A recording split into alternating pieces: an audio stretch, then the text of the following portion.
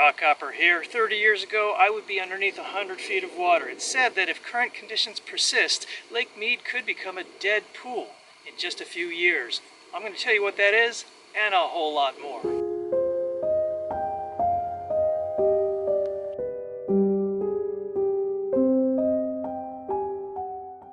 Las Vegas is the epitome of extravagance, artificiality, and waste. Perhaps no other American city uses water more frivolously. Fountains spew water high in the air, and there are numerous man-made lakes, subdivision waterfalls, and a horde of swimming pools.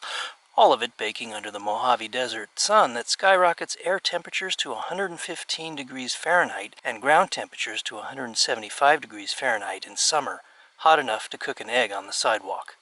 About 90% of Las Vegas's water comes from Lake Mead, the largest man-made reservoir in the U.S., with only about 10% drawn from the ground.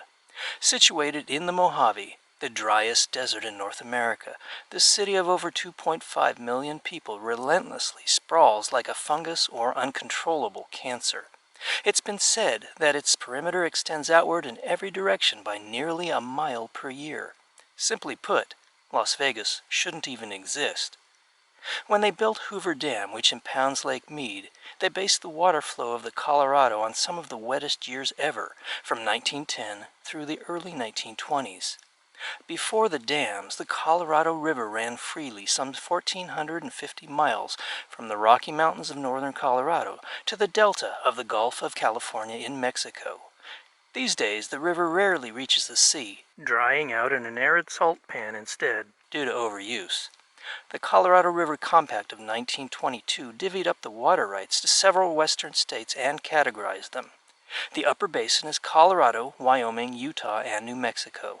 The lower basin is California, Arizona, and Nevada. The lower basin states are a total of 25 million people taking water from Mead, and if you include the upper basin states, you have a total of 40 million people taking water from the Colorado River system. And let's not forget Mexico, who is also entitled by law to a share of the water. California holds 58.7% of water rights, Arizona 38%, and Nevada has 4.4%.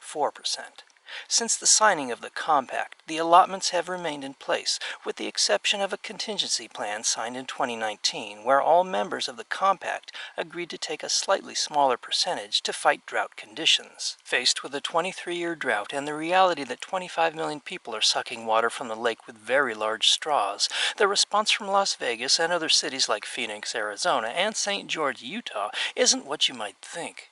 Their first plan of action is to deny there's a problem. After all, if one denies a problem, then no problem exists, right? Faced with dire consequences if current water usage continues unreformed, the response from these cities is to build more. More casinos, more hotels, more industrial parks, more housing subdivisions, and more of those water-sucking vampires of the desert, golf courses. Desert golf courses use as much as 1 million gallons of water per day.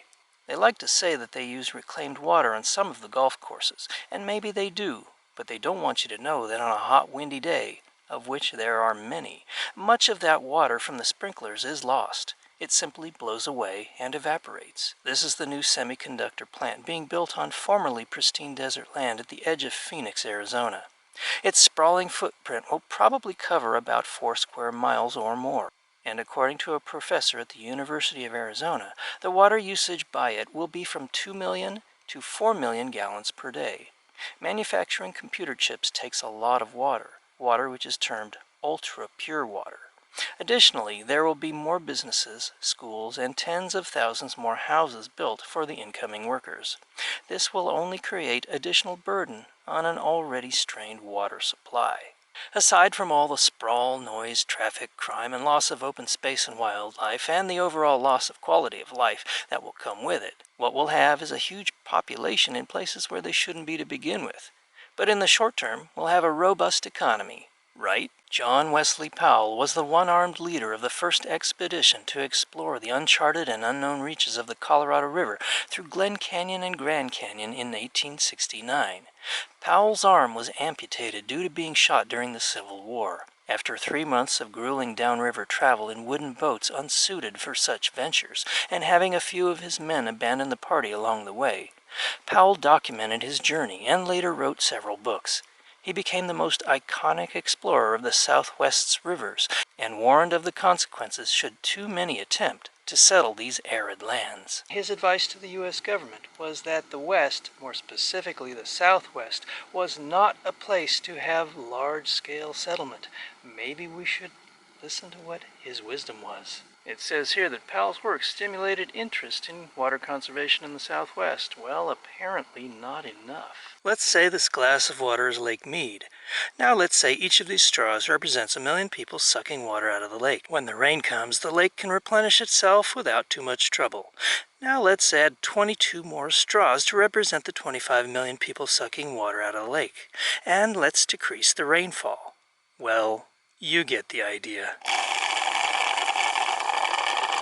Apparently, to city councilors, county supervisors, and developers, a glass that's 75% empty is a glass half full. Meanwhile, the glass continues to empty. We may be reaching the point of no return. There's the possibility that Lake Mead could become a dead pool in 5 to 8 years if current water usage and drought persist. A dead pool is when a reservoir no longer has sufficient water to flow downstream from a dam. That's right, a stagnant pool that is incapable of moving past the dam.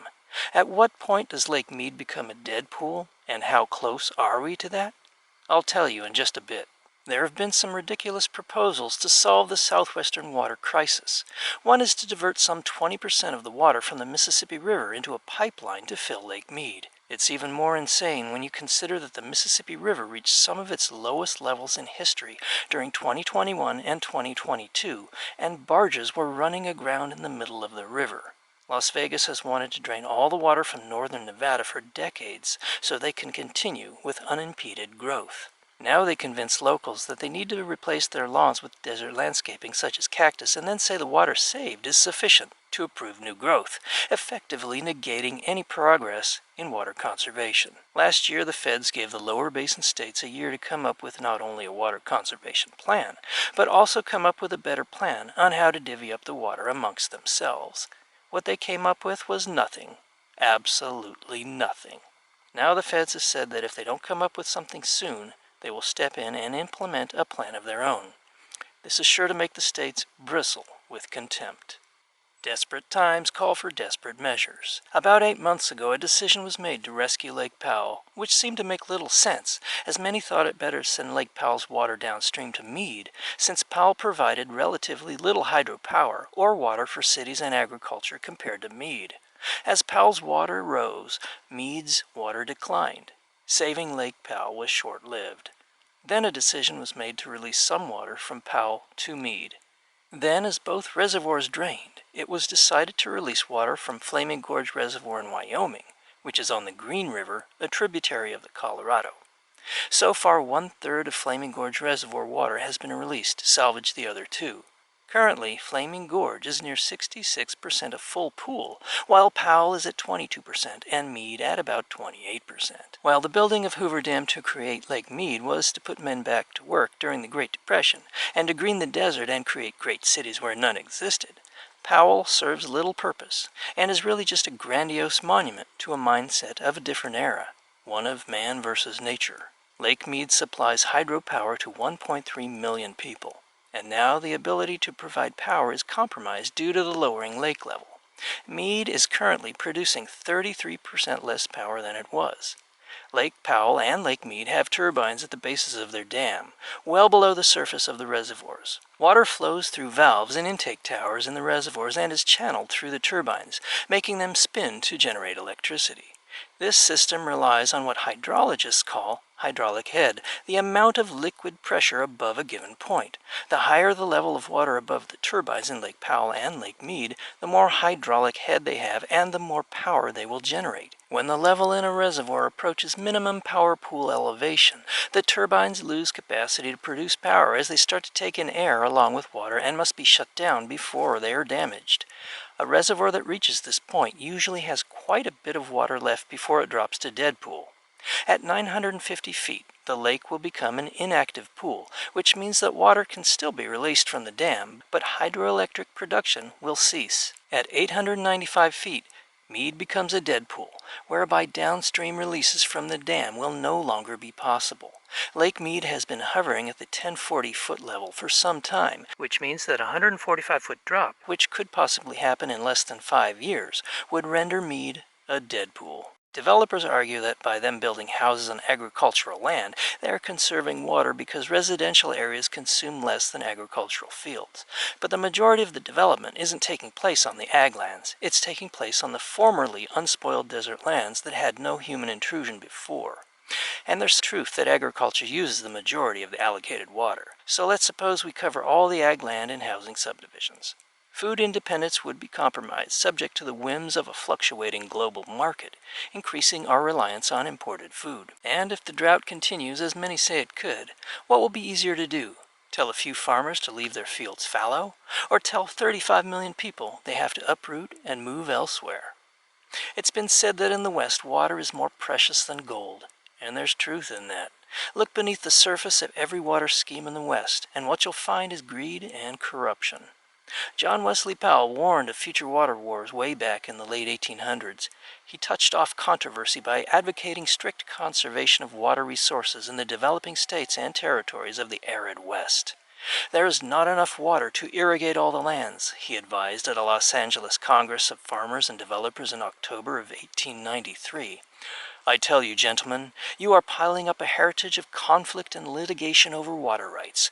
Conflicts over the water of the Colorado and other western rivers proved Powell's words to be prophetic. Recent rains have given the hope of a reprieve from the drought, but it's too soon to tell. As California has been battered by torrential rainstorms, only some of that water has reached inland, as much of the rain and snow never make it past the Sierra Nevada mountains. The big question is how much snow will make it past the Sierra Nevada and the Cascade Ranges of the West Coast and up to the western slope of the Rockies. It's the meltwater from that snowpack that'll raise the levels of the lake in the spring.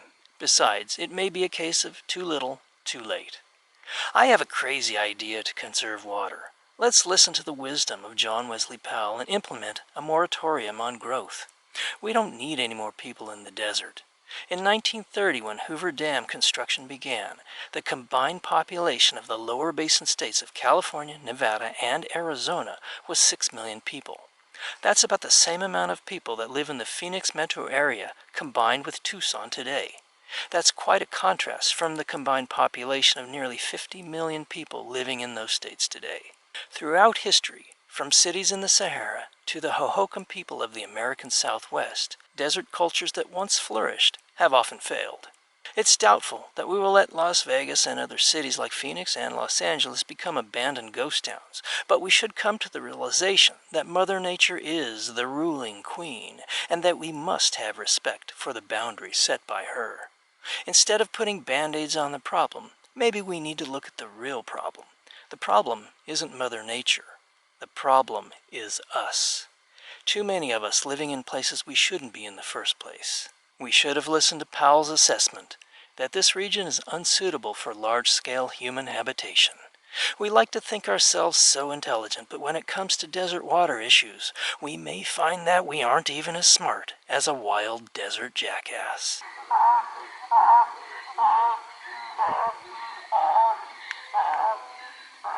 When Lake Mead dries up and the canals quit flowing, maybe then people will realize that it was all just a fantasy to begin with. And all that we're really left with in the end is a dead pool. If you're interested in learning more about the greed and corruption and the water wars of the American West, have a look at Mark Reisner's book, Cadillac Desert, the West and its Disappearing Water. A city of people who don't abide by the laws and rules of nature and think they can outsmart, outwit, and outdo her is a city of fools. Don't forget to give me a like on the video, share, and subscribe. Until next time, this is a Rock Hopper. I'll see ya.